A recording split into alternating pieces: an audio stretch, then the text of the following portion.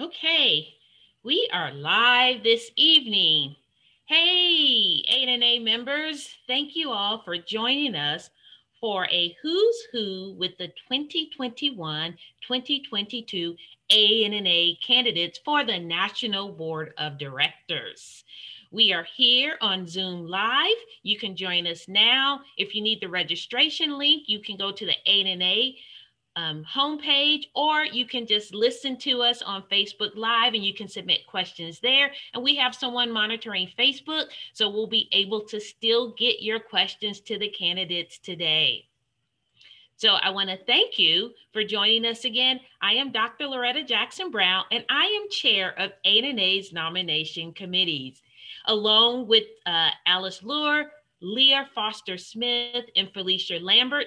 We make up A&A's nomination committee, and we have had the honor of helping to identify A&A members who meet the candidate qualifications for board of directors. And we have them here this evening with us. That's right. You are going to be able to hear from them directly. You'll be able to ask them questions. You'll be able to hear their thought, and you'll be able to kind of get a better, more informed decision about who you will vote for in the upcoming election. But before we get to the candidates, I do want to do a couple of items with you. And that is, one, here's our agenda this evening. So we will actually have just a quick overview of the A&A and the role of the National Board Directors, okay, just so you'll have a better understanding of what these members should be qualified to do. And then I will do an introduction of each of the candidates, and I will ask some moderator questions, and then you, the audience, will have an opportunity to ask the candidate personal questions, right? So you'll hear from our candidates for president-elect, treasurer, and then director as well. And then we'll close out with some closing remarks from each candidate, as well as some information on A&A's voting process. So the American Nephrology Nursing Association. So who are we? What do we do? What do we believe in? So you know that we are here in learning, leading, and connecting. That's right. The mission of A&A is to improve members' lives through education, advocacy, networking, and science. Our vision here is influence kidney health through the expertise of nephrology nurses. So the responsibility of board members, what should board members be doing? How will they be supporting the members, right? The members sit at the top of A&A's organizational chart. So here are a couple of things that I've written down for you. So keep these in mind as you prepare those questions to ask the candidates this evening. So they should provide oversight, all right? They're going to be overseeing all of A&A's board of director activities. They're going to set the association direction. They're going to engage in strategic thinking, as well as review and support A&A's mission and vision. They're going to establish the association values, approve operational plans, ensure financial resources are available, promote a positive public image of A&A, and ensure presence of a capable and reliable, responsible board. So that is the gist of those board members, right? So what do we have? So I told you we have president-elect candidates as well as treasurer and director. So the president-elect, so that is the key position, right? Because they are going to be on the board for 3 years. So they will serve their first term as president-elect. They'll serve a second term as president of the board, and then they will continue on the board for their third year, where they will be immediate past president. The treasurer will serve a 2-year term, and the director, which we're only voting for one this time, they will serve a 2-year term as well. Our candidates for president-elect, I am so excited to announce them. Our first candidate is Dr. Angela Krasaka. Our second candidate is Miss Barbara Odom. Our candidates for treasurer are Dr. Jamie Smith Brown, Miss Sarah Kennedy, and Mr. James Toms. And then our candidates for director is Miss Elizabeth St. John and Miss Theresa Milleran. So we're excited to have those candidates. So first up again are questions with the moderator. So you're going to have an opportunity to ask your questions. But first, I am going to welcome the president-elect candidates here with me, so you should see them on screen here. So welcome, President candidate-elects. How are you all doing this evening? Doing excellent. Thanks, Loretta. Great. Wonderful, wonderful. So we are going to jump into a couple of questions, but before I do that, I want you to have an opportunity to introduce yourself. So Dr. Krasaka, I will start with you. So please take a few minutes to introduce yourself to our audience.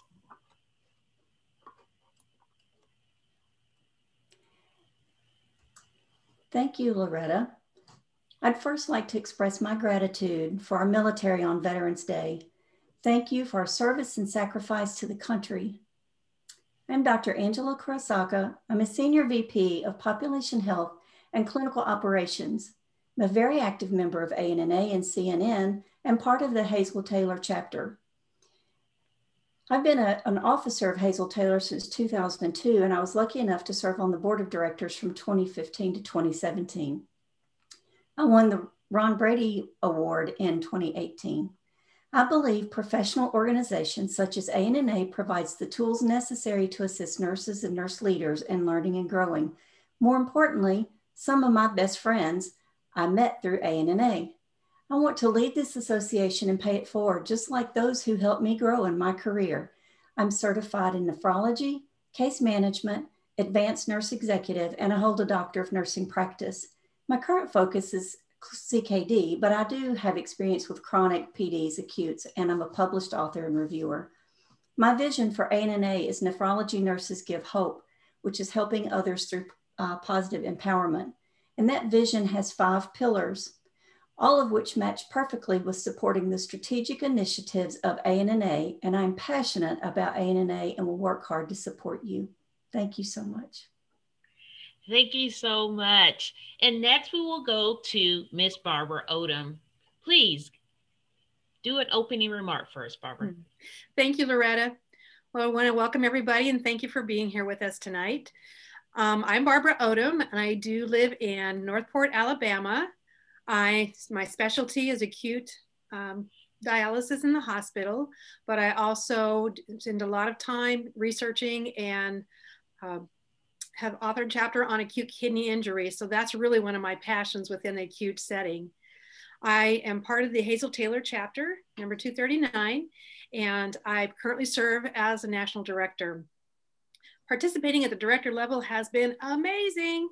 I have just been so blessed to be able to hang out with nurses of such amazing caliber.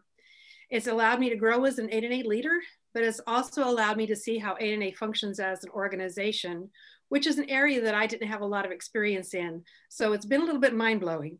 And so I also have had the opportunity to see how ANNA is a respected leader in the national stage of nephrology professionals and organizations. And I guess I just want to say thank you once for the opportunity to run for this position.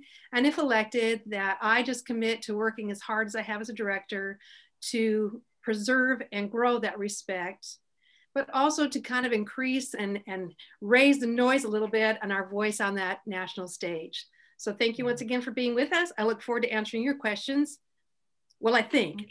We'll see. So, thanks, everyone. So thank you. Yeah, so thank you both. So next I am going to ask both of our candidates questions. They'll both have 2 minutes to respond. There's 2 questions from the moderator.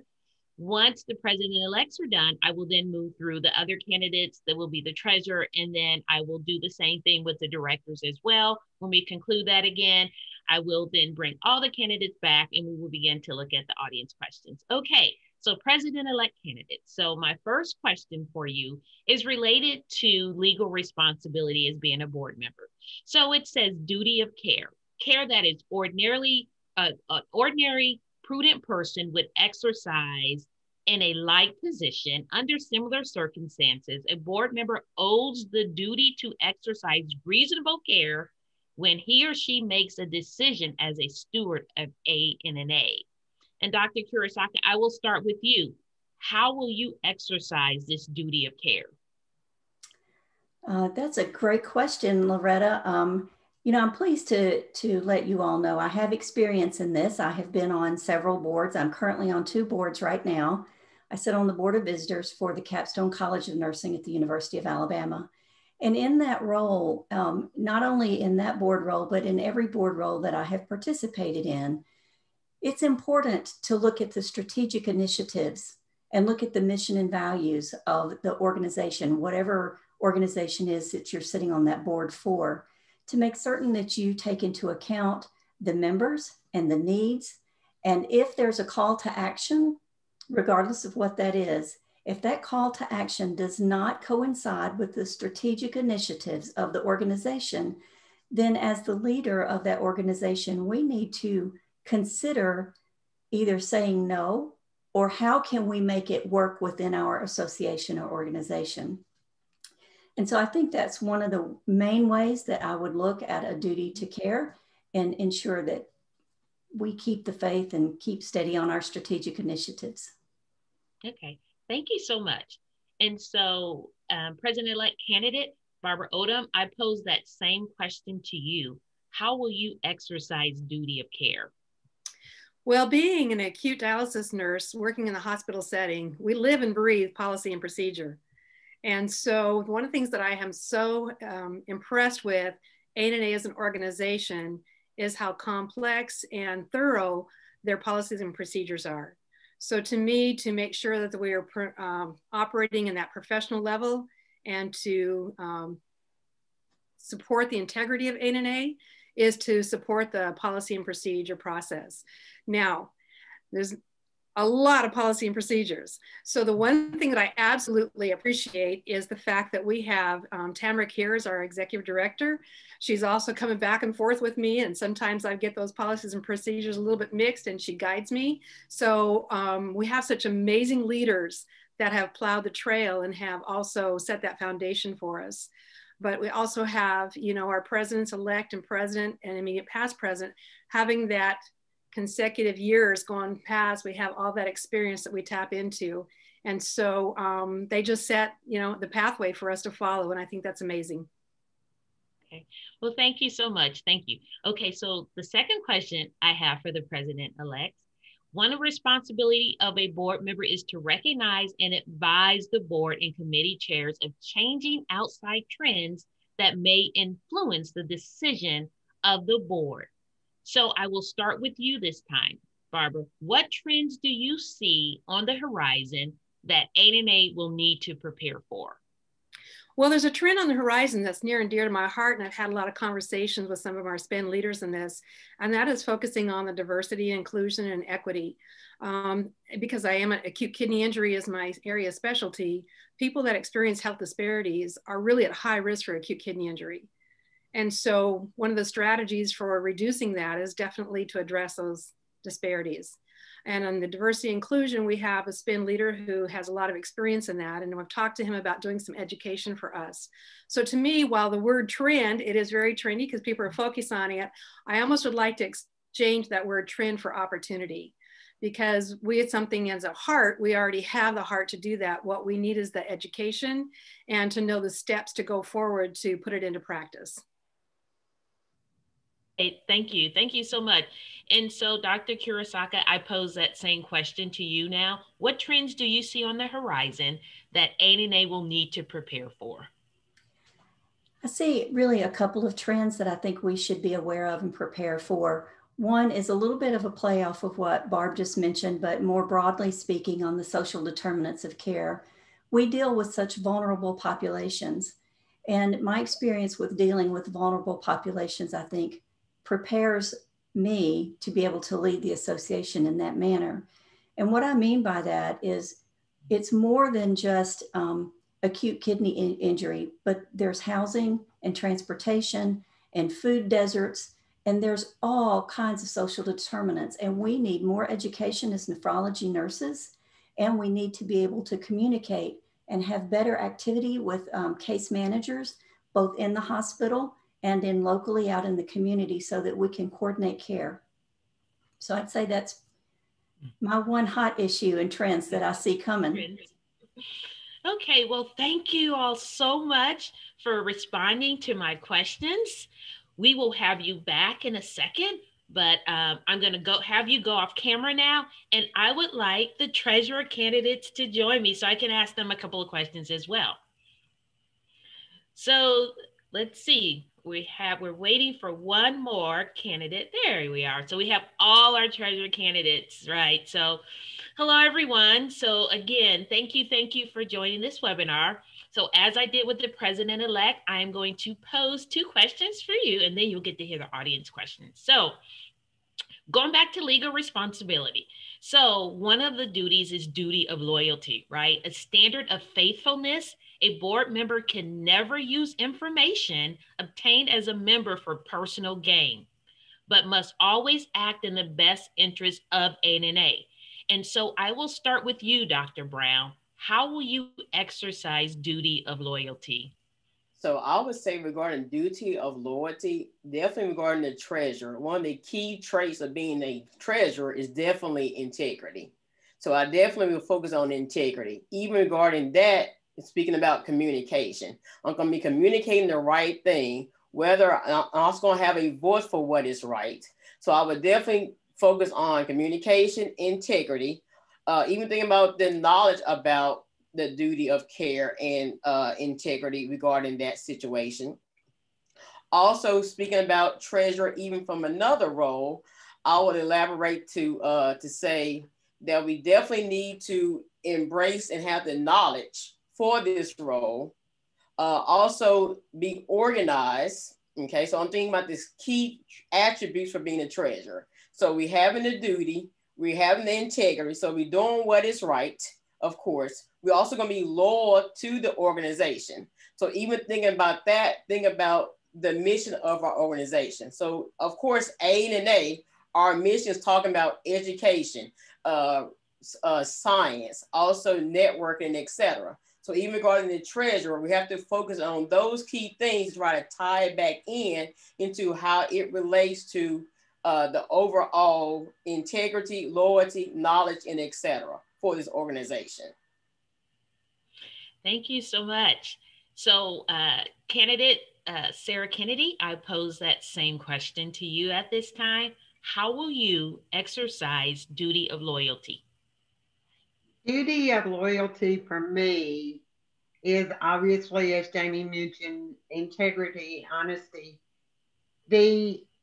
What I have done, as I am currently the treasurer right now, is if I have questions, I'll ask before approving anything. If I'm wrong about questioning whatever it may be, some type of expense or whatever, then I'll say, okay, I understand, and then approve it. But I don't automatically approve everything.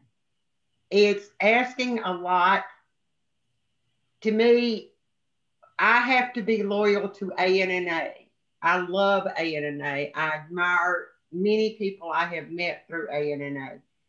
And ANNA has a very good system, whereas they continually are monitoring the monies and so forth and so on. We don't frivolously spend dollars. We can't, especially not now. With COVID has affected so many things, and it's just having to keep on keeping on and following what's going on financially and that kind of stuff. Thank you. Thank you. And so, candidate James Toms, I pose the same question to you as well. How will you exercise duty of loyalty? Yeah, thank you, Loretta. And just as a side note, I just want to introduce myself. My name is James Toms. I'm from the Greater Minnesota chapter, and I am currently a chapter member and am the chair of the assist team right now. And so, to answer your question, the duty of loyalty, I really want to say the duty of loyalty has certainly some fiscal responsibility to it. We want to make sure that ANNA's best interests are served. And so we don't want to be wastefully spending ANNA's money. Number two, I would say from a board perspective, we can have discussion, argue vigorously, have a robust time period where we can talk about the board's interests and the direction that we need to go as an organization. And yet when we come together at the end and we make a final decision, we can come out of that decision and discuss that with our organization with a unity. And so, so yes, there's a fiscal portion of that, but there's also a direction as a board to make sure that we are making good decisions for ANNA, and yet coming out of those decisions, whether we fully agree or not, we have a consensus, and we want to make sure that the message of the board is concise and direct.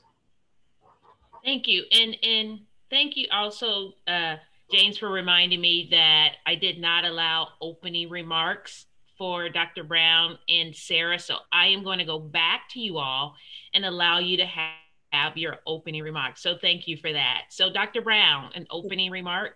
No problem, Loretta. Hello, everyone. My name is Dr. Jamie Brown, and I reside in South Haven, Mississippi.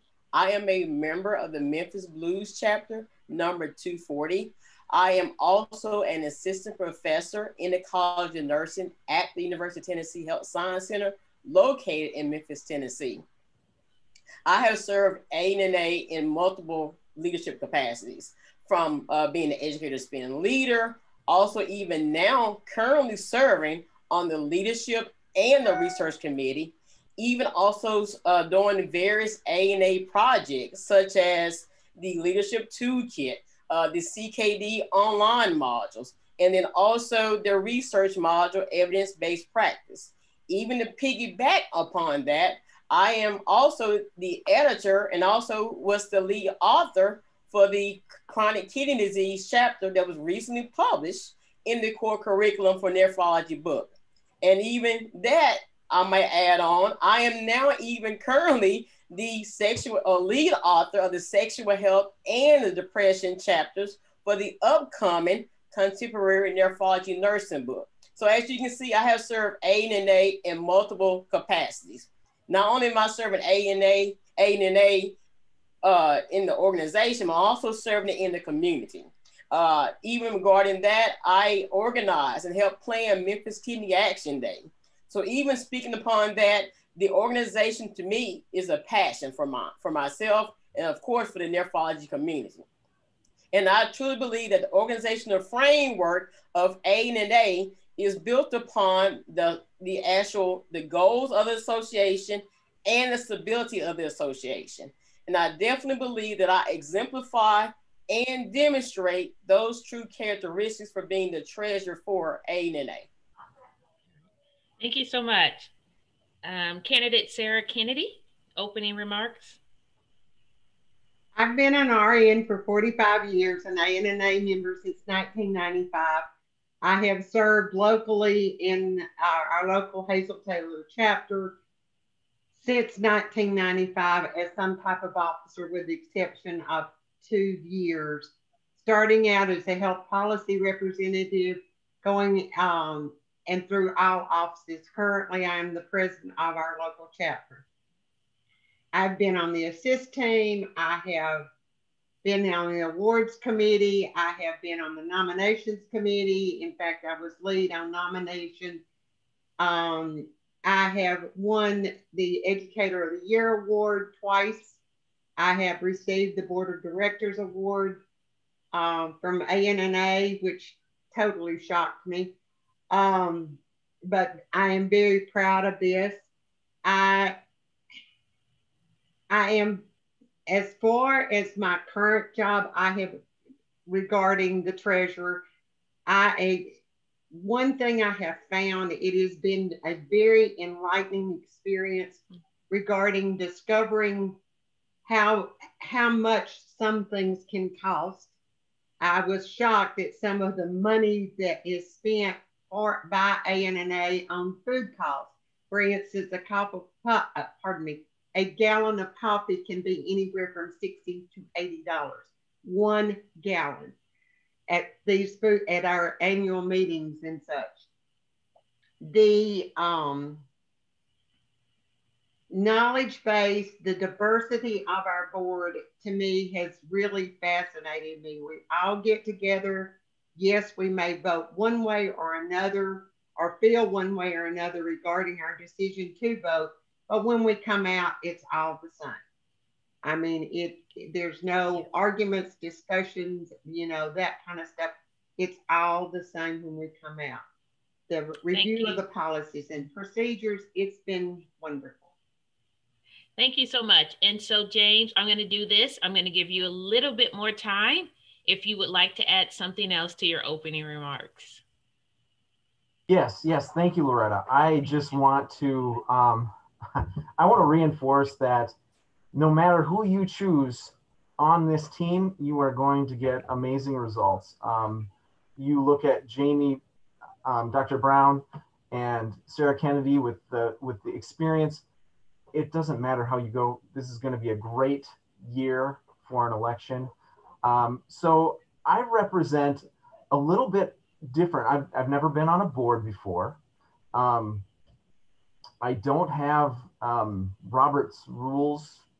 I don't have those memorized yet. I'll have to look into that. None of us have those memorized. But I really value the opportunity. I've been an assist leader now. I've been an assist leader designate and an assist leader now for a few years now. So I've been on the assist team for a few years. I really don't have a lot of experience at the national level, but I do have a lot of enthusiasm, and I'm just optimistic about the opportunity. So if this isn't the year, that's fine, but I would be so humbled if I were to gain your vote. Wonderful. Okay, so I'm going to start the second question with you, James. So we'll just jump right into the second question. So one responsibility of the National Treasurer is to supervise sound fiscal management of ANNA. So what are your thoughts on how ANNA can maintain a sound fiscal standing during the pandemic?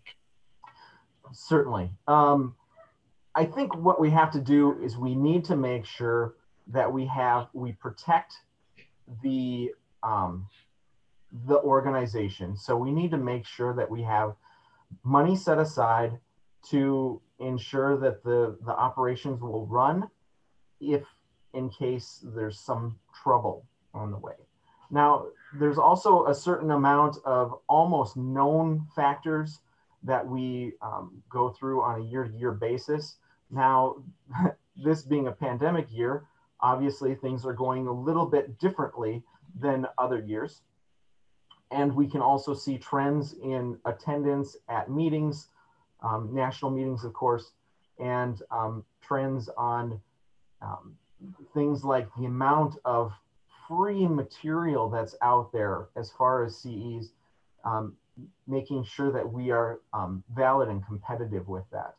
So we need to come out with some ways in where a portion of our money is based on risk reward, where we can hopefully gain a return on our investment, and some that it stays steady, not to be touched, just in case there's something wrong that goes wrong. And then there's a certain level of day-to-day activity that we need to make sure that we are using. So I don't have a lot of experience with fiscal management, but that's my understanding of it.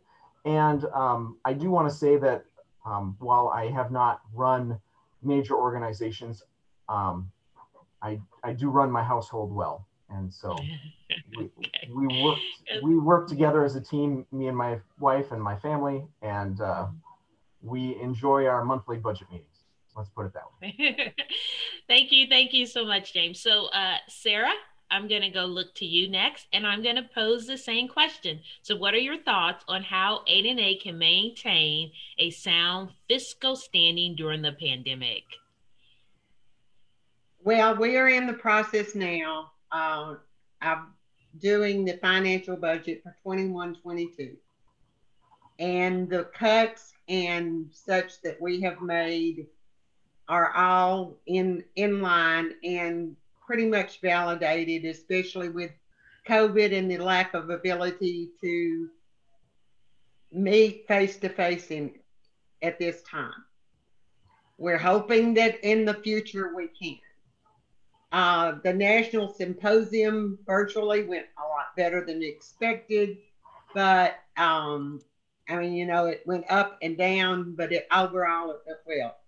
Financially, to me, ANA is fairly sound. In the prior overseen by the executive director, which was Mike, and he always tried to make sure that we set aside money, which we continue to do. And we do have money set aside for various issues and problems. The biggie thing is watching where we spend our money and continuing with our financial advisors, in which ANNA does employ, and continuing to monitor where it's going. Okay, thank you.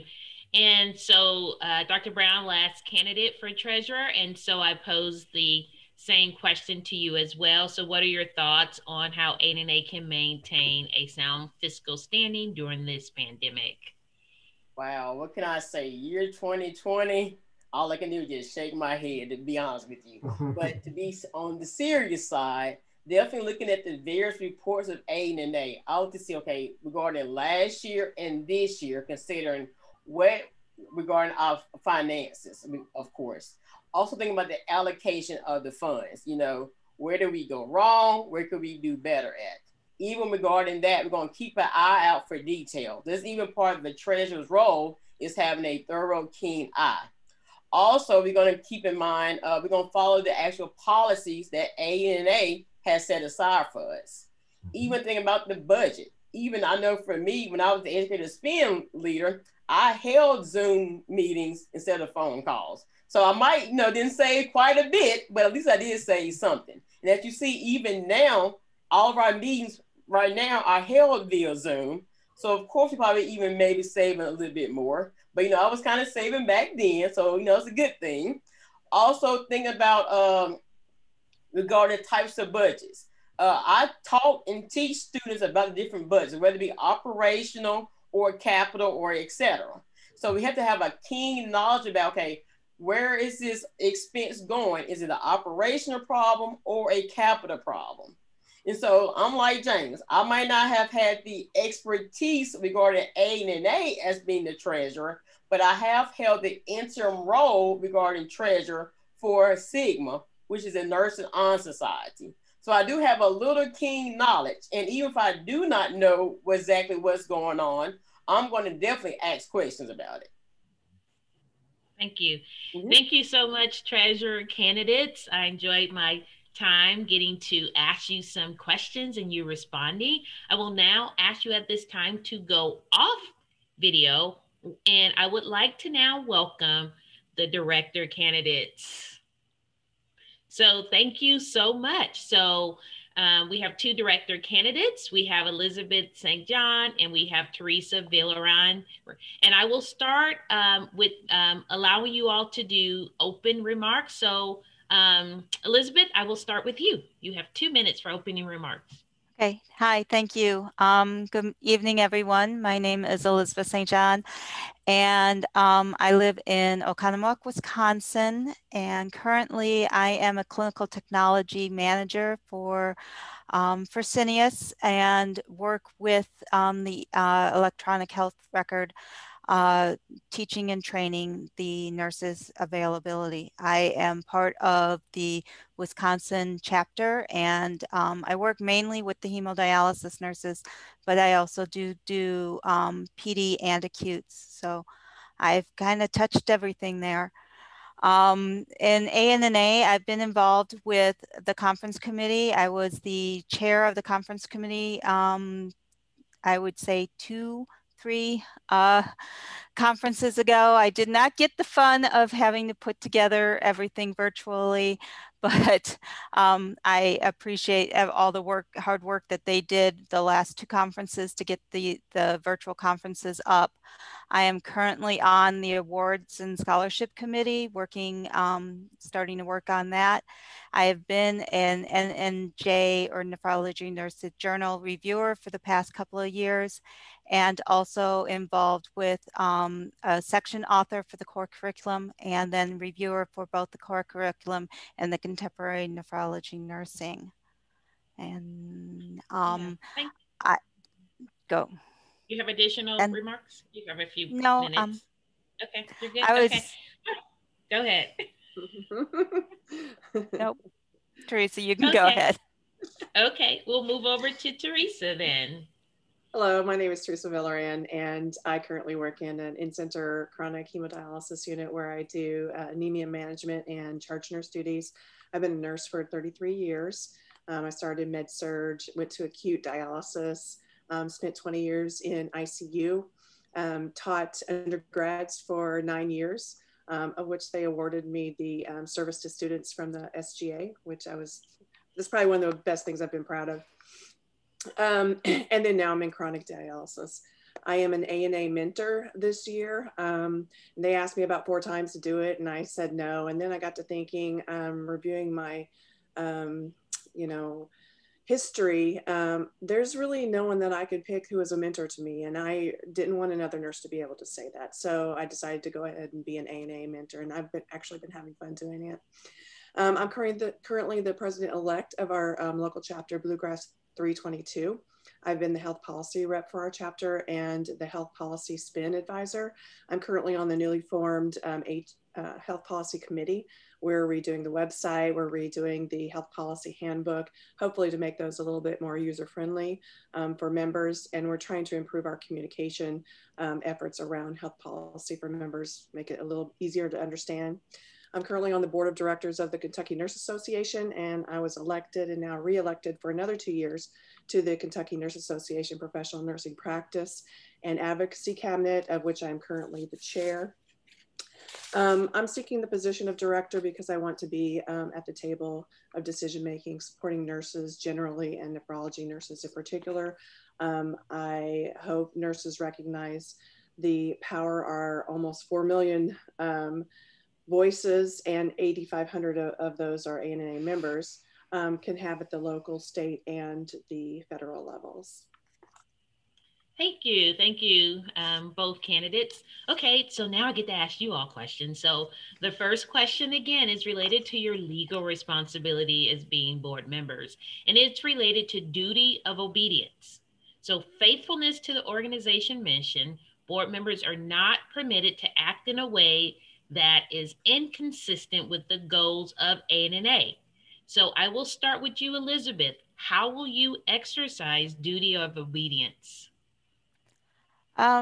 Well, as you said, we aren't supposed to act outside of the goals and work with those goals. So you would always put what you are going to do, and you put it through that filter. You look at the core beliefs of responsibility to providing sound educational programs, providing quality care to people with kidney disease. You would look at does this support the research? Does this support our group and nurses and nephrology nurses in port? And always take whatever step and whatever things we're going to do through that filter, and make sure that you're applying everything we're doing, and any process, action, statement, policy, step, change in visions, change in our strategic plan through that filter, and making sure everything fits and is true to those filters. That would be the big thing. Thank you. All right, Theresa, same question for you. How will you exercise duty of obedience? Well, I actually went on and looked at the strategic plan of ANA to make sure that I felt like what I am doing and have been doing as a professional kind of fits with that plan. And currently in the cabinet that I am chair of, in Kentucky, we have a law that if you injure a nurse, it's a felony, but we felt that that's reactive and we wanted to be proactive. So we're trying to develop a strategic plan to develop legislation that would actually prevent the injury to nurses, workplace violence, instead of the reactive felony part of it. Also influencing health policy. I was a National Kidney Foundation advocate this year for their virtual patient event.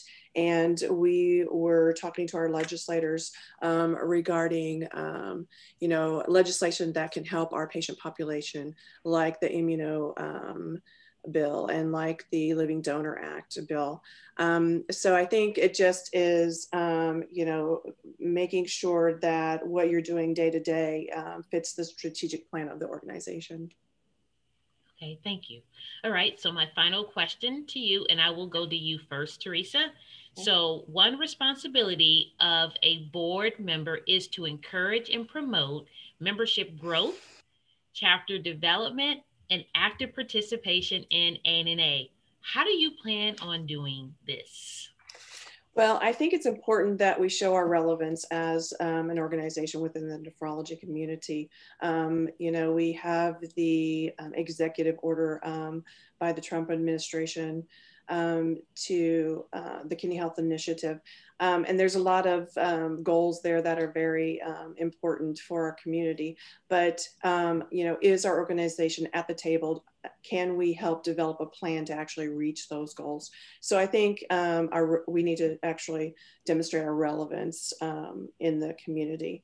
I also think that we need to promote leadership. We have a lot of leaders in this organization, and do we help them come up and maybe be on the board of directors of this organization, but also promote their being on boards of other organizations that need a nurse's voice on them. Thank you. Okay, Elizabeth, same question for you. As a board member, you're to encourage and promote the growth and development of members and active participation and chapter development in ANA. And how do you plan on doing this?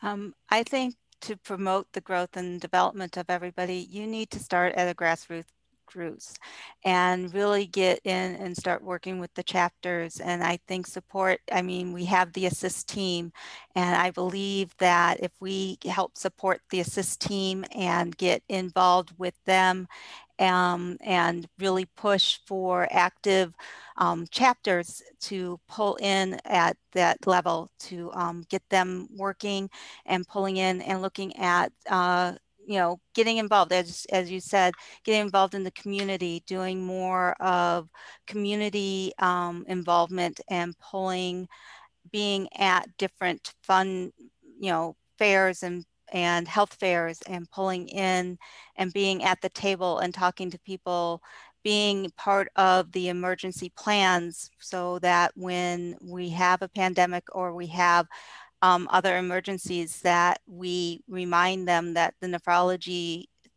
patients also need to be helped so that we can have our voice being heard there. And just being aware of everything that's going on, not only nationally, but also at the local level, and being able to have everybody have that voice and listen to everybody's voice. Okay. All right. Thank you so much. So at this time, I will ask all the candidates to please turn on their cameras and their audios, and we will now answer questions for the audience. Okay, you all, are you ready for this? Okay, so we actually do have several questions for you all. So I am probably going to, some of them look like treasury type questions. So I will pose this to my treasurer candidates first. So let's start with James. So James, so what are some long-term goals for the financial health of ANA? Oh, It's kind of similar to what I asked about the pandemic, but beyond the pandemic. Yeah. What would be some activities that you might pose as a board member that could really strengthen ANA's financial health? Yeah, thank you, Loretta, and thank you for the questioner. I would like to see, okay, so this has been kind of a weird year, okay, 2020 with the pandemic. A lot of us as nurses have been probably overworked and probably probably haven't had too much vacation time. Let's just put it that way. One of the things that I find this year to be really kind of unique is people at home, the nurses out there, have probably had some time to actually make up on some of their own personal financial goals. Have maybe seen their incomes be good without being able to spend hardly anything. One of the things that I might present to the board, whether I'm elected or not, would be something to the effect of a legacy fund for ANA. Now, one of the things that this could do is we could have basically a system that would allow ANA to be financially viable and be able to take the interest off of that and be able to use that towards events and maybe making them a little bit more easily obtainable for nurses to attend the national meeting. Maybe we could take some of that endowment or whatever and put it towards the event and maybe make it less costly for a nurse to attend. That would be one of the initiatives that I would think of. There are some others, but I think that's a good start. We'll start with that. So that way we can have the other two candidates add in. So, Dr. Brown, can you add in? I'll give you 60 seconds to respond to long-term goals to the financial health of ANA. Sure. Right. Thank you, Loretta. So to kind of piggyback upon what James kind of mentioned, definitely we got to think about even this past conference that we had students there, whether it be an undergrad or a graduate student. And I think just having those scholarships for them students was very beneficial. I teach nursing students, and even regarding me, I am very passionate about the kidney. My students would tell you, hey, I'm the one who knows the renal system. But to kind of even think about that, even think about the nurses regarding the shortage of nephrology nurses, I would also try to go forward that we have a recruitment and retention committee regarding trying to get nephrology nurses for the organization, but also in the workforce.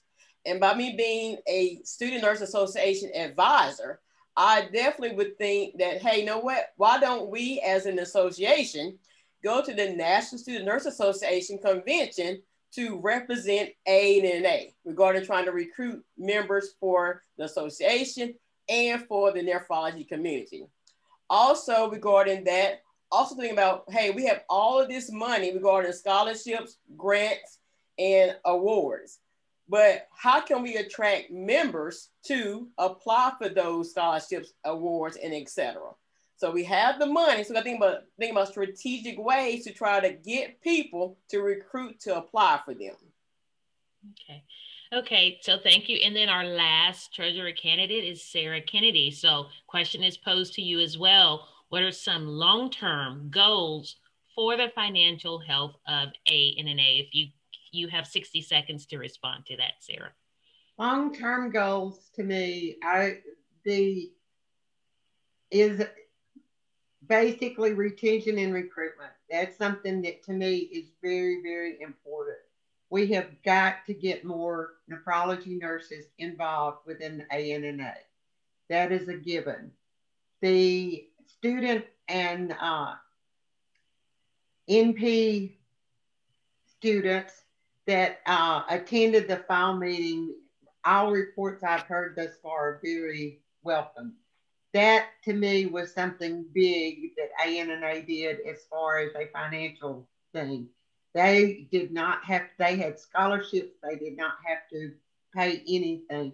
And that was an excellent offering. Also, ANNA has already started where students can have access to the our own online library, which to me is another biggie thing.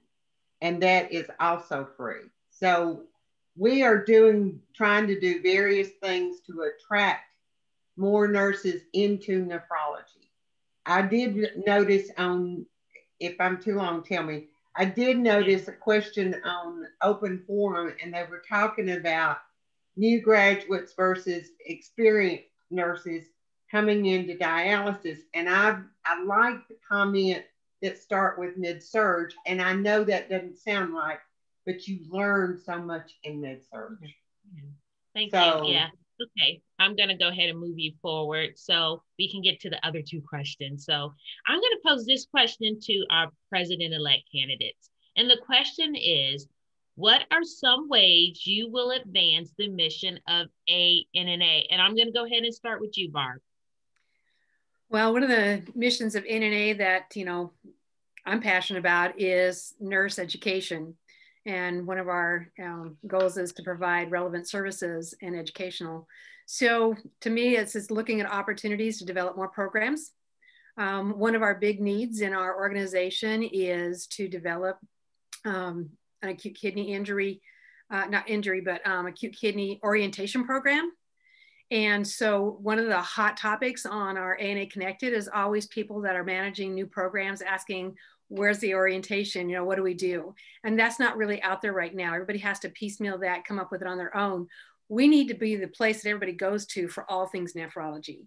And so we want to be we have all this knowledge, this expertise. We need to pull it together and create that very much like they did the leadership program, so that you have a place for people to enter in as novice and then experts.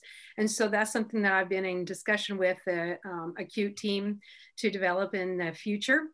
So I see that as a big need, and to put resources and energy into that. So right. Yeah, thank you so much. Okay, Dr. Krasaka, if you would like to respond to that question as well. What are some ways you will advance the mission of ANNA?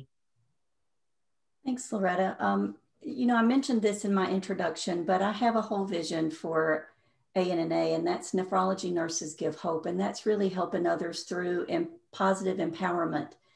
And my vision for that is really 5 pillars. It's trust and support. I think our nurses need that more than ever.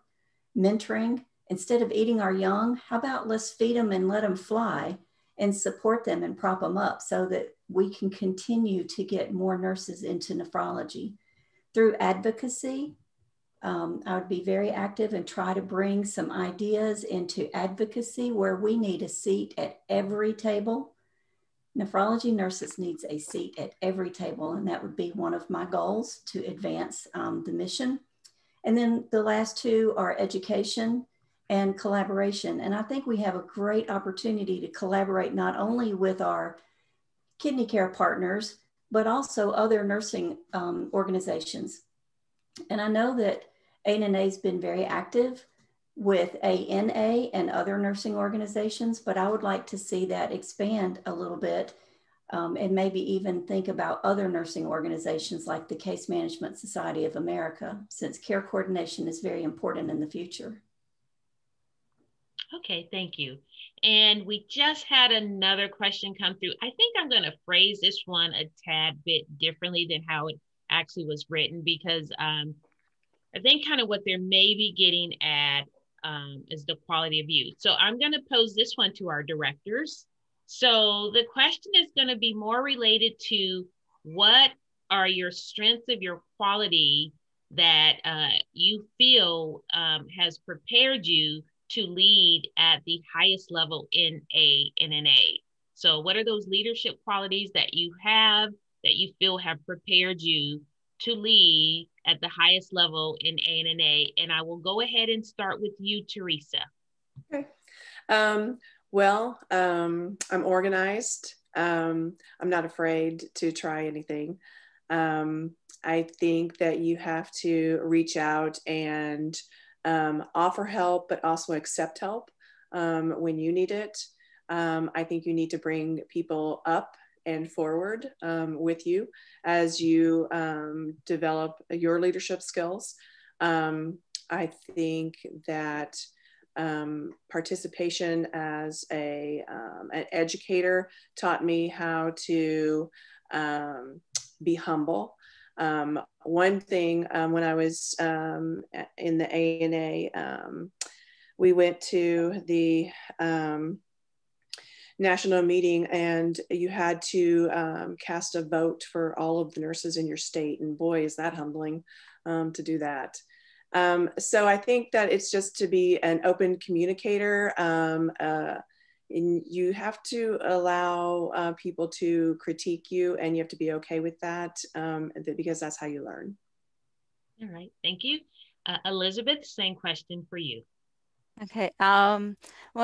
One of the main qualities that everybody says I have is that I'm an easy listener. They say it's always easy for them to talk to me and to get their ideas out. I let everybody talk, and we work through what's going on, and we come to a consensus. So I would say that I have that very easy listening skill that allows people to get their ideas out. And I'm very unafraid to, take an idea and tell somebody you're going off the rails. You're taking the train somewhere else. Let's bring it back. But also to allow people to run with an idea and go and take it and see where it goes. So I'm unafraid to take a vision and let it fly and let it go out there. I also think that I bring just a joy in nephrology nursing. I believe that we all have something to share, and nephrology is one of those passions that I have. And I love taking care of my patients and taking care of the staff, because that's where I am now. I'm taking care of staff. But I bring that joy and that love and passion to everything I do in regards to nephrology nursing, and let it just show in what I do and how I do it.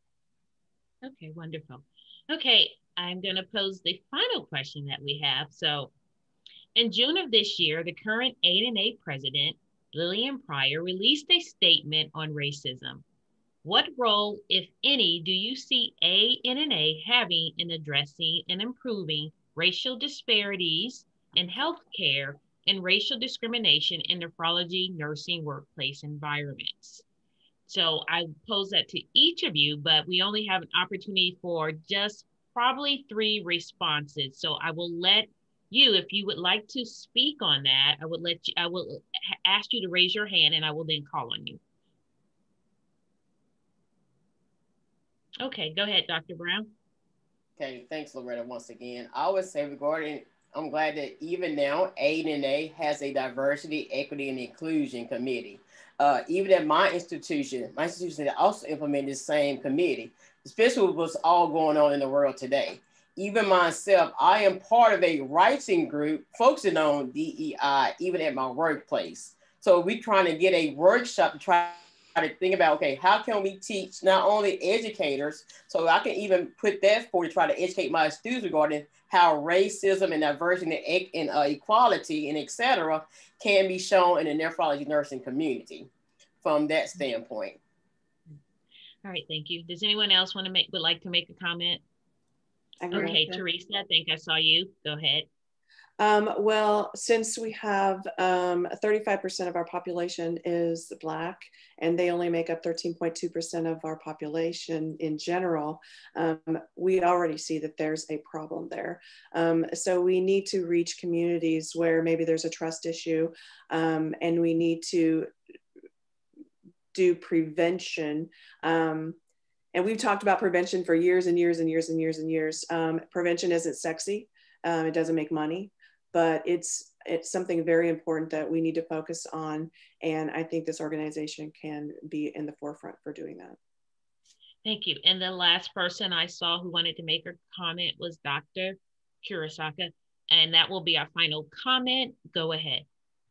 Thanks. You know, to build upon the DEI and what Dr. Brown was talking about, I also believe that we need to create some inclusion groups within our association so that people can sign up for those inclusion groups and have fireside chats and town hall talks and ways that to collectively bring the association together to come up with how we can get out into the communities and really make a difference. And I know that Theresa said that, you know, CKD is, prevention is hard, and I certainly agree with that, but I do see some companies right now making huge efforts and huge marches toward trying to improve the prevention of ESKD. So. Okay.